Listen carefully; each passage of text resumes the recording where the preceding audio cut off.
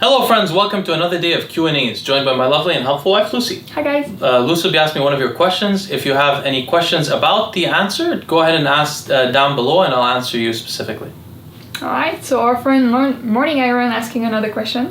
So hey Leo, in a few of your videos you've mentioned the use of psychedelic drugs, including psilocybin mushrooms, DMT and LSD. From what I've read of this drug, it is apparent that they have significant potential benefits to offer with respect to cognitive function, quality of life, and spirituality. I was hoping you could share your experiences with these drugs and highlight the potential benefits and drawbacks of each with respect to cognitive health and longevity.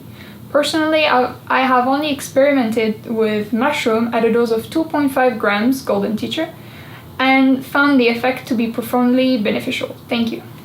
Thank you, Lucie. Thank you, Morning Iron. Morning Iron is one of the supporters of our channel from the very beginning and one of the few people that's allowed to DM me on Instagram whenever he wants. Let's talk about this. But Morning Iron, I'm not going to talk about my personal experience too much because I like these videos to be more informative and objective. Whereas my podcast, it's more conversational and there I discuss things.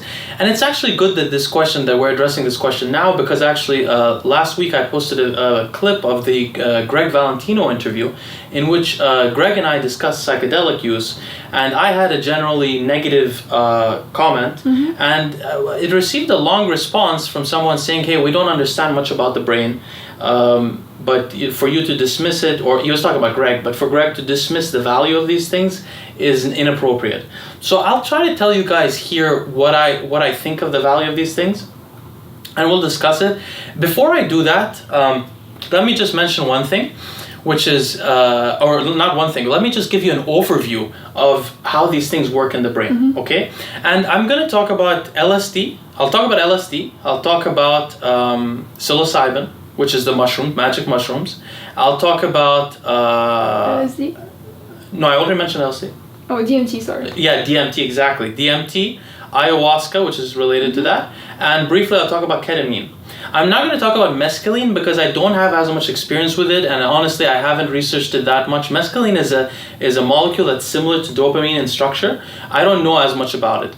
Now, a great the way to talk about these hallucinogenic psychoactive molecules is a similar, like the guy who I think is excellent about this is Hamilton Morris.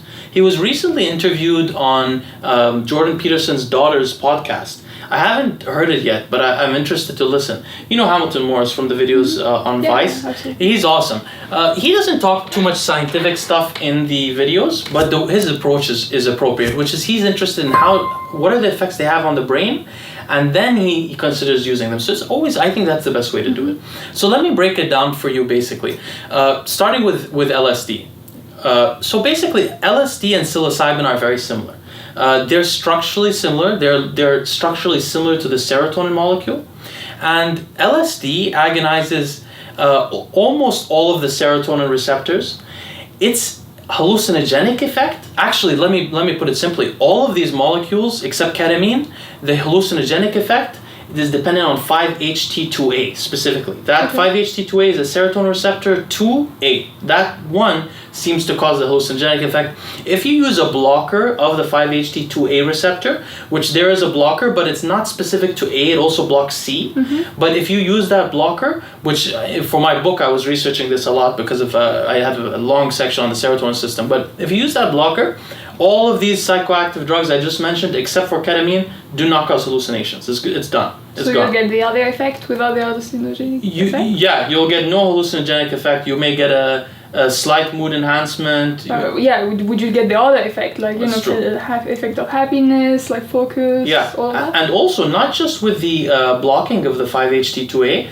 If you amplify, if you agonize the 5-HT1, sorry, did I say 5-HT? Yeah, if you agonize the 5-HT1A, which is serotonin 1A, it increases the effect, which is confusing. Okay, I don't really know why. There's a drug called pindolol, something like that, or I forgot what it's called exactly, but it's been tested with psilocybin. Okay, I'm going a little off track. Let me go back to the beginning. So what I wanted to say is, okay, all of these drugs except ketamine, the hallucinogenic effect depends on 5-HT2A agonism, which is directly done. It's not through serotonin that it's done directly, the molecule directly agonizes it. Now, and let's talk about LSD. LSD has broadly serotonergic effects.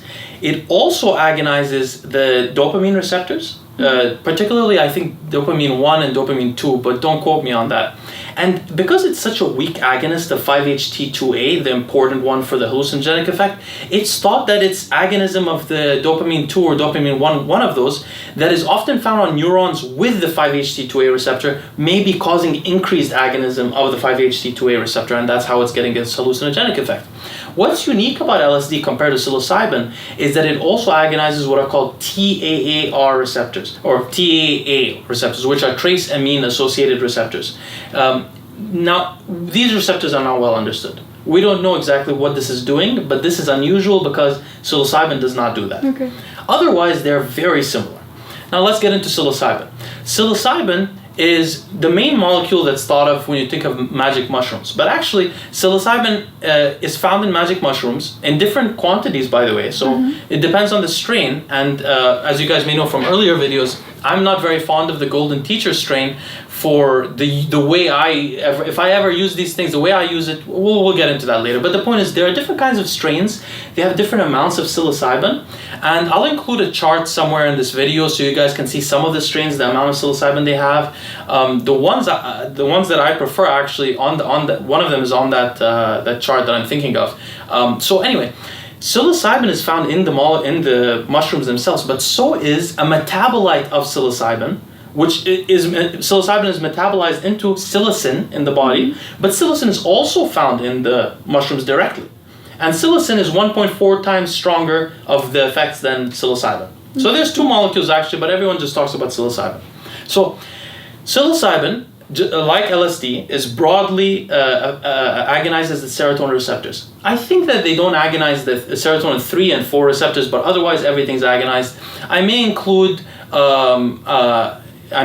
a description here which will show you the order of magnitude in which psilocybin agonizes the different receptors in the brain. But it agonizes dopamine receptors, it agonizes serotonin receptors, it does not agonize the TAAR receptors, and that's basically its effect. Now, oh, by the way, I didn't mention, both LSD and psilocybin also inhibit SERT, the serotonin reuptake, the same thing that SSRIs do. So they both do that also. I forgot to mention that. So they agonize the receptors and they inhibit serotonin reuptake. So serotonin is better able to agonize them also, the natural neurotransmitter that's supposed to be for these receptors. So this is a little detailed, but it's important. If anybody's interested, you should understand the pharmacology of these drugs, right? So that's psilocybin. I think that's all I wanted to mention about that. Now let's talk about DMT, which is a very interesting molecule. So DMT is different in that, first of all, DMT is, just so you guys know, it's a molecule that's naturally found in the human body. It can be produced by the brain and the lungs. It's been found in cerebrospinal fluid. It's been found in blood. It's been found in urine. It's difficult to study because it's so quickly metabolized in the body. It's degraded by the enzyme monoamine oxidase, which is the same enzyme that degrades dopamine, norepinephrine, and so on. And in fact, the original antidepressants were monoamine, well, they were tricyclics also, but the monoamine oxidase inhibitors were an antidepressant. They're still used as a drug for Parkinson's disease. Actually, I should mention why. When you inhibit the monoamine oxidase enzyme, you increase neurogenesis in the brain. And so this is one way to increase neurogenesis. So anyway, the point is it's hard to study where DMT is because of this monoamine oxidase. It's so quickly metabolized. Yeah. So that's why there's a lot of rumor about, we have DMT. Now we do know in animals DMT is increased when they experience stress. The production of DMT is increased, but it's hard to study in humans. So DMT is a natural molecule that we have in our bodies. Now, DMT is usually consumed by smoking it. And the reason why is if you eat it, the monoamine oxidase, it degrades it before it ever gets to your brain. So you can't actually get it to your brain, which is where our ayahuasca comes in. All ayahuasca is the traditional preparation of DMT. DMT is found in some plants. These tribal people, they used to take the plants that have DMT. I don't know how they figured this out. It must have been by luck a long time ago. The first time it happened, it must have been funny. But probably they were making some kind of teas, and they know. I speculate, and they noticed it. But when you take the DMT one itself, you wouldn't get any psychoactive effect. But when you use these other plants, they're called harmala plants. They have what are called beta carbolines. Beta carbolines, which I'll talk about in a future video, they're a very interesting set of molecules. But beta carbolines, in fact, I'm going to write a short paper on it. But beta carbolines that are found in harmala plants are monoamine oxidase inhibitors that are naturally found in plants. So when you consume ayahuasca, you're taken orally, and then you have the monoamine oxidase inhibitor in your body. So it's able to get to your brain, and that's why it's also long acting. When you take ayahuasca, it stays a longer time in your body. Now, what's unique about DMT compared to the other two molecules? Now, DMT also affects serotonin, okay, in similar ways as the other two molecules, and its hallucinogenic effect seems to be mostly, again, by 5-HT2A, but it has two different things. Like LSD, it also agonizes the TAAR receptors, the trace amine associated receptors. And also, unlike the other two, it agonizes the sigma-1 receptor. The sigma receptors are not very well understood in the brain. We don't really know what they do. And this is a mysterious part of DMT. Now, if you guys will recall from my video on how to get off opiates, ibogaine also agonizes the sigma receptors. So it's an interesting combination there. So DMT has two unique effects there, and the difference between DMT and ayahuasca is just the addition of the beta carbolines from the harmala plants that prevents its degradation by monoamine oxidase. And is the fact that one smoke, one is digested, make the white DMT smoke is short acting? I mean, the effect of short acting and ayahuasca is long? That's true, absolutely. I mean, I'm not saying this from academic specific paper, but in general, when you consume something orally, think of like when you consume cannabis orally. It stays longer with you. Right, makes sense. But if you smoke it, it goes away faster, the high. And also when you smoke something, it's much quicker, the effect in the brain. So it may have a slightly different effect in some way. And that's, one of the ways that sometimes people ask me, and friends ask me, not people on the channel, but sometimes they ask me, do different alcohols have different effects on the brain? Why does it seem like I respond to tequila one way and to scotch one way? And the reason is they're metabolized slightly differently. So just that slight change in metabolism will affect the way the outcome in the brain. So of course, smoking it compared to eating it will have a big difference. And I'll just mention one more drug, ketamine. So ketamine is very unlike these other drugs. It's not, first of all, found in the body. It's not similar to serotonin. Ketamine is an analgesic, actually. It's a dissociative drug, similar to PCP. If you've heard of PCP, which is used to some places they call it angel dust. In LA they call it Sherm. People rarely use it anymore, but in the 80s and 90s, gangsters were very famous for using Sherm. For example, the most famous, one of the founding Crip gang members, Tookie, who was executed by Arnold Schwarzenegger, was very famous for all day he would dip his cigarettes in PCP and smoke it. Is it the zombie drug or something? There's a few zombie drugs now, so I'm not sure which one you're talking about, but it's the original one. It's the one that was making people eat people or kill people. That was very big in Florida. Is that the same one? No, that's a different one.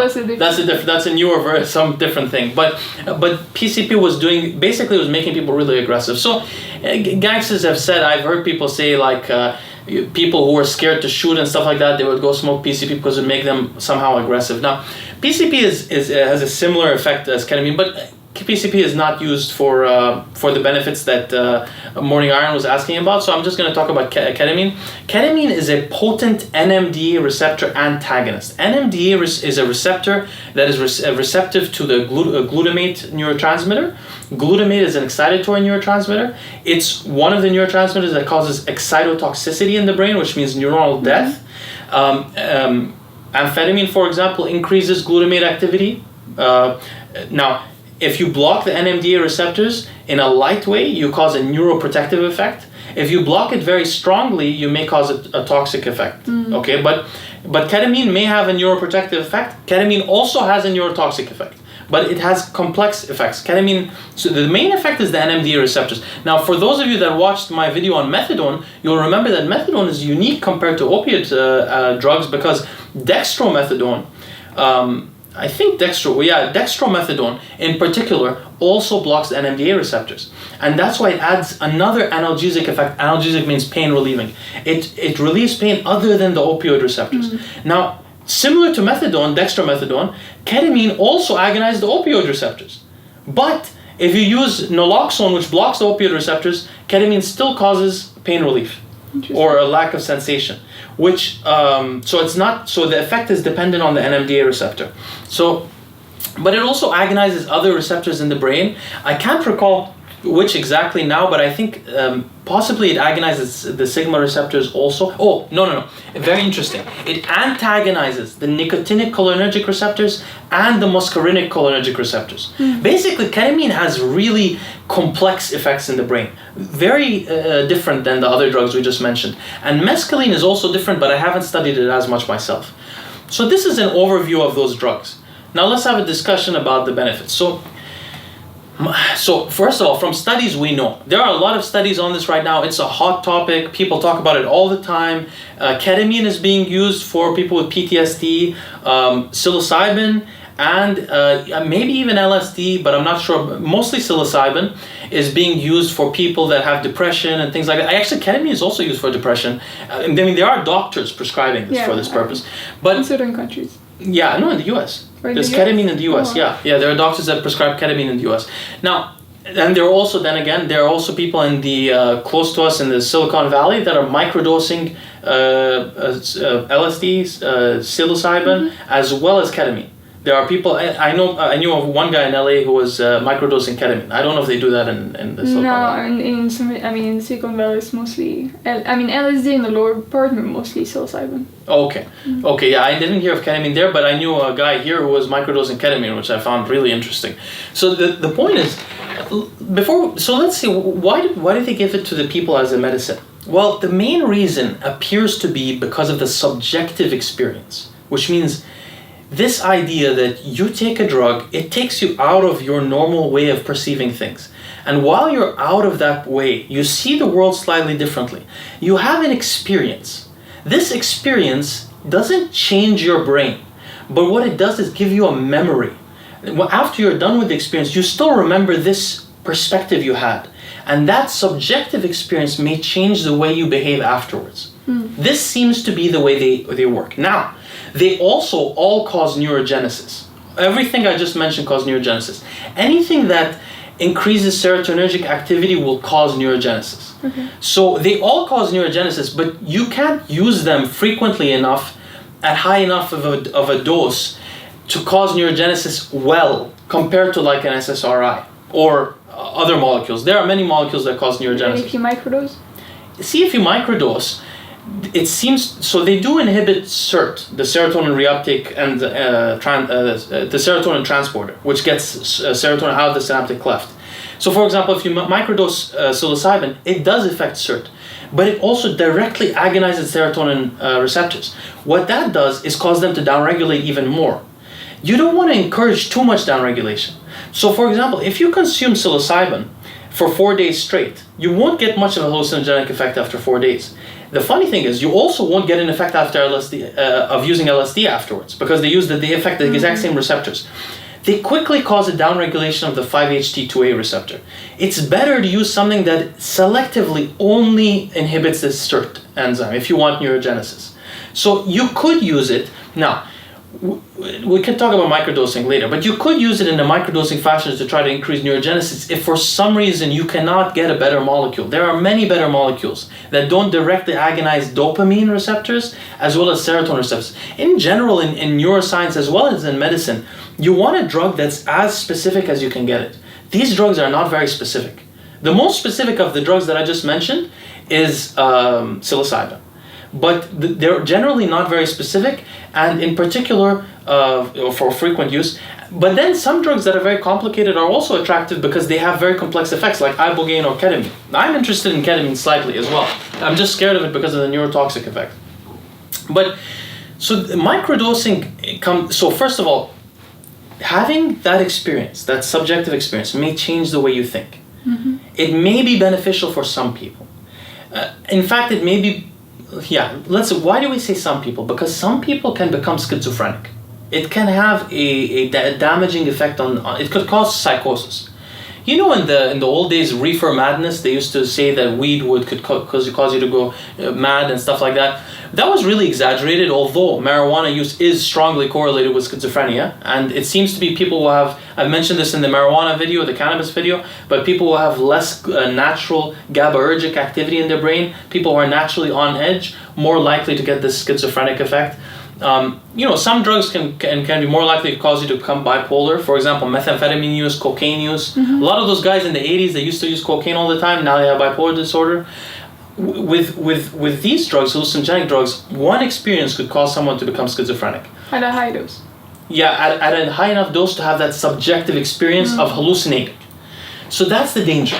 So if you don't have that experience, and you're a person, for example, now this is just my opinion. If you're a person like I was when I was younger, sees things in his own way, it's difficult. I used to be able to empathize well with other people, but I had certain, it was difficult for me to be creative in the way I was thinking.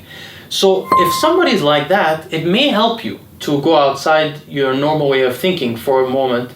And for example, that's why artists, maybe they think this thing helps them a lot. So that's the subjective experience. Now, what about microdosing? Microdosing LSD or psilocybin. I've tried not LSD. I don't think there's any reason to microdose LSD over psilocybin, by the way. So there's no need to do that. Psilocybin is a better drug. We don't know what TAAR does exactly, and we don't know the effects exactly, so I wouldn't play around with that. But microdosing psilocybin for focus, and microdosing means like, if it's Golden Teacher, less than 300 milligrams. If it's like the Azura Sense and these ones, maybe 100 milligrams, something like that. For a woman, when I say 300, it may be 150, depending on your size and your gender. But it's a very small effect. Now, people say, the one who's famous for talking about this is Paul Stamets. Mm-hmm. Paul Stamets has a lot of businesses that sell mushroom-related products and stuff like that. And so, of course, he has some, how do you call it? He has a horse in the race, which means he benefits from this discussion. But he has talked about on the Joe Rogan show famously using psilocybin mushrooms 4 days a week and 3 days off. And he also very oddly said combine it with niacin, which doesn't really make sense, by the way. I don't think that's helpful at all. I think that's probably he either doesn't know really how niacin works, because niacin has some side effects that people don't know about in terms of diabetes and stuff like that, high dose niacin, which causes the flushing, which he described. But he's probably just trying to make himself catchy by adding that. But why he said 4 days on and 3 days off? Because they directly agonize dopamine and serotonin. If you keep using it, the receptors will downregulate. So even though it inhibits the SERT, which is good, mm-hmm. but it directly agonizes them. So any drug that directly agonizes those things, you usually use it 4 days a week or something like that. So for example, if you use Adderall, you never use it 7 days a week. This is a rookie mistake. You never ever do that. Adderall's a bit more complicated, but the point is, microdosing it could be useful. Why? Because it agonizes the dopamine receptors. That affects focus. Mm-hmm. That's why it makes people more focused. It may also, the serotonin effect may make people a bit more relaxed, but it has a similar effect as amphetamines in that way.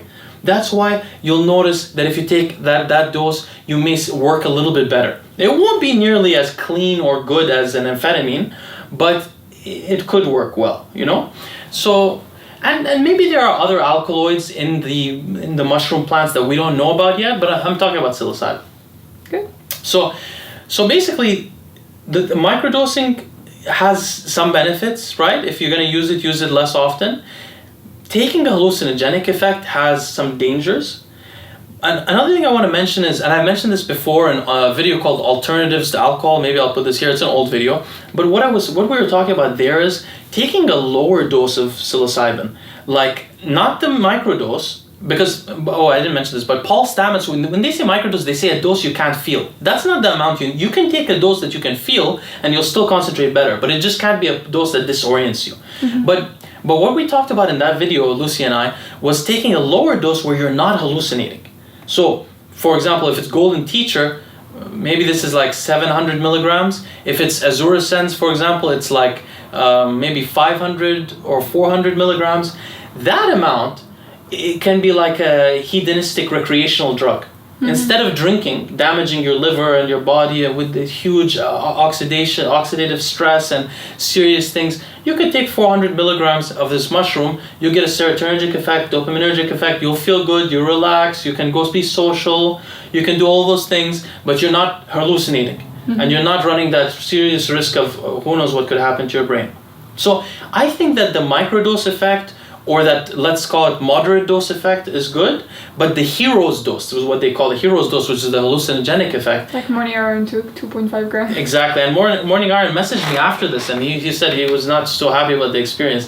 But you can also have bad experiences. They can have effects on you. So to the guy who commented on Greg Valentino's video and said we don't understand much about the brain and you don't really know of this stuff, because what I said in that video was, I said people taking DMT, they often see the same things, same hallucinations, so they think maybe that thing is real. But I said we all have the same brains. Well, our genes are not that different, and we're all taking the same molecules, so maybe it has the same effect. Now, to be honest with you, I admit it's a little odd that the hallucination is exactly the same. I don't know what it is. Do you remember the blue? They have a blue. Yeah, it's kind of futuristic, bluish kind of world. Yeah, so alienish, blue, futuristic kind of place. So that's a little. Obviously, it's mysterious, right? There are many professors or like doctors that tried it and posted a video of their experience on YouTube. If anybody's interested to watch more about it.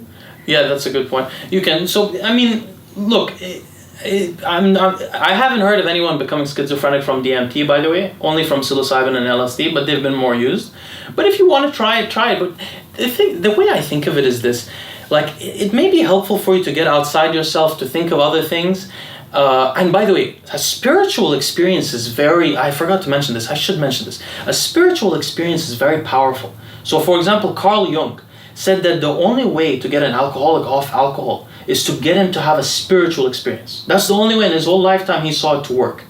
When people have a spiritual experience, it means you saw something that convinces you of some meaning. That can be so powerful in your life.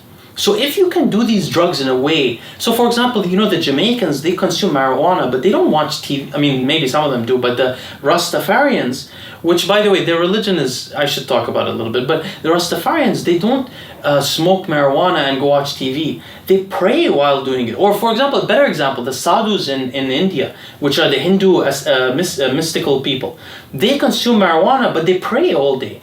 So it depends how you use the thing. If you use it to enhance a spiritual experience, or you're really looking for something, you're in nature, that may be powerful, and that may change your life. But if you're just doing it to trip out, I think that's really not helpful and not worth the danger, the tripping out. And so what I'm trying to say is, it may be important the context of how you do it. Absolutely. You know what I mean? And so, briefly, since I mentioned Rastafarians, it's a very interesting concept, actually. You guys should read the history of Rastafarians. There are people who actually worshipped the living Haile Selassie, who was the last emperor of Ethiopia, because of a completely circumstantial event where they found out that there was an African king and he was well known and respected by Europe, and they actually began worshiping him while he was alive. Until now, they worship him. So if you watch some of Bob Marley's son's videos, music videos, you'll see a picture of Haile Selassie in the background. But Haile Selassie, while he was alive, refused to acknowledge these people because he thought he was freaked out that they were worshiping him, because he was really an Orthodox Christian. The Ethiopian Christian church is one of the oldest Christian churches in the world. Anyway, so Rastafarians, there's a way to use these drugs that you can have a spiritual experience, but there's a way that's not great. And back to the Valentino thing, so what I was saying on that thing is that taking these drugs, seeing this kind of similar thing, doesn't mean it's real. But that doesn't mean you can't benefit from them. I just think that tripping out is not worth it. If you feel comfortable about the risk of schizophrenia, if you're not a person naturally on edge and you feel comfortable about it, it may be powerful for you. But I don't think it's necessary. I think you can do all of this without it. Do you or no? I think it all depends on the context. Depends on the person, you mean? On the person, but the context of when are you doing it, with who you're doing it, what's your purpose doing it, like how conscious are you of taking it and getting the experience. But do you think that the benefits of that experience can be, like, for example, if somebody's really stuck in the way that they're thinking about life, do you think that they could open themselves up to new experiences without trying that? Or it provides something special? I think it provides something special. See, I think so too. I don't know. I have mixed opinions. I think that some people they should never ever try this. Yes, I really think it really depends of the person and what you're trying to accomplish with it. Sorry, this was a long video and the video just cut. One last thing I mentioned though, I've noticed this living in LA, being around Venice Beach a lot and stuff like that.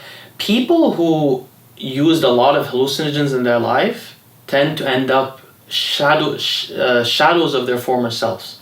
They end up broken-eyed. Oh, for the bodybuilders watching this, think of the Barbarian brothers. Look at what they're like now. You see a lot of people like that in Venice that are not totally there. They're not schizophrenic, some of them. I mean, I've met a lot of schizophrenic people, but not all of them are schizophrenic. But they're not whole anymore. I mean, they shouldn't be abused, and you shouldn't use it in a regular way. Like you should use it like 1 or twice in your lifetime for the experience, but you should never use it on the regular basis. I truly believe it's a bad thing. Yeah, there's something to keeping control of your mind that keeps the brain in a healthy state. All right, guys, thank you for your question. Thank you, Morning Iron. We'll see you next time.